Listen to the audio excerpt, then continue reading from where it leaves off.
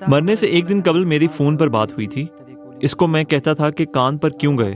تو بندہ کیا کرے گا, نہیں جائے گا کوئلے کے لیے تو کدھر جائے گا, روٹی روزی تو کمانا ہے.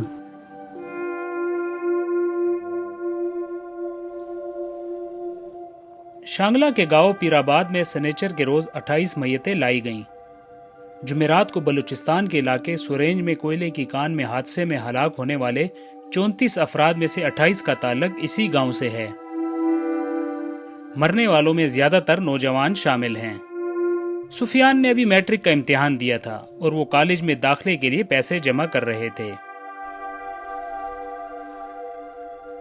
ہماری سفیان کے چچا سے بات ہوئی. انہوں نے بتایا کہ وہ سفیان کے کوئلے کی کان میں کام کرنے سے پریشان تھے. مرنے سے ایک دن قبل میری فون پر بات ہوئی تھی. اس کو میں کہتا تھا کہ کان پر کیوں گئے. وہ کہتا تھا کہ چاچو آپ خود مزدور ہو, غریب ہو, میں نے امتحان دیا ہے اور فرسٹ ایئر میں داخلے کے لیے پیسے چاہیے.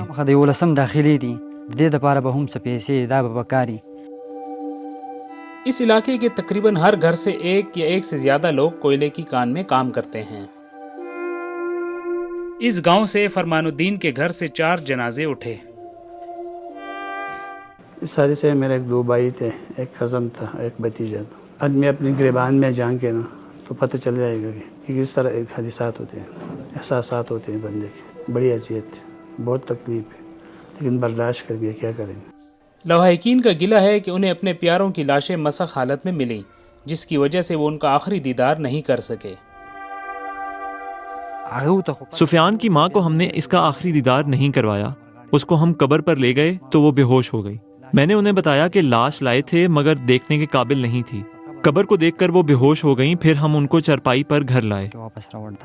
جو کنڈیشن PMDC میں تھا نا, غسل کے بعد جنازے کے بعد ہمارے میت کا, جب گاؤں پہنچے نا اس طرح حالات نہیں تھے ان کی, وہ کافی خراب ہوئے تھے. اور اس کی بنیادی وجہ یہ ہے کہ انہوں نے جو سواری کا انتظام کیا نا, اگر کوئی ہیلی کاپٹر کے ذریعے پہنچا دے تو 3-4 گھنٹے لگے گا, اور 25-26 گھنٹے کے بعد اگر کوئی لاش پہنچے گا, اور ظاہر اس گرمی کے حالات میں تو شاید اس کی کنڈیشن جو ہے بدل ہو جاتی ہے, تو دیکھنے کے قابل بھی نہیں تھے. 2009 سے اب تک کوئلے کی کانوں میں پیش آنے والے حادثات میں اس گاؤں کے تقریباً 124 افراد ہلاک ہو چکے ہیں. یہاں پر ہمارے پاس جو ڈیٹا تھا 11,000 سے زائد اس طرح افراد ہے جو بالکل برے حالت میں پڑے ہیں, معذوری کے حالت میں پڑے ہیں. اسی طرح ہمارے پاس جو اس طرح پورے شنگلے میں 22,000 عورتیں جو ہے وہ بیوائے ہیں.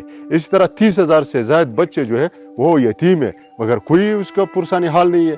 ورکر ویلفیئر فنڈ کا یہاں پر نہ کوئی اسکول ہے, نہ کوئی کالج ہے, نہ کوئی اسپتال ہے, نہ کوئی کالونی ہے لیبر کا. آل پاکستان مائنز فیڈریشن کے مطابق ملک بھر کی کانوں میں کام کرنے والے مزدوروں کی بڑی تعداد کا تعلق شانگلہ سے ہے, لیکن ان مزدوروں کے لیے حفاظتی اقدامات نہ ہونے کے برابر ہیں. چیف انسپیکٹر مائنز بلوچستان کے مطابق کانوں میں حادثات کے بعد معاملہ عدالت کے پاس چلا جاتا ہے. تاہم حکومت Balochistan health and safety act 2026 لا رہی ہے, جس میں جرمانوں اور سزاؤں کو مزید سخت کیا جائے گا.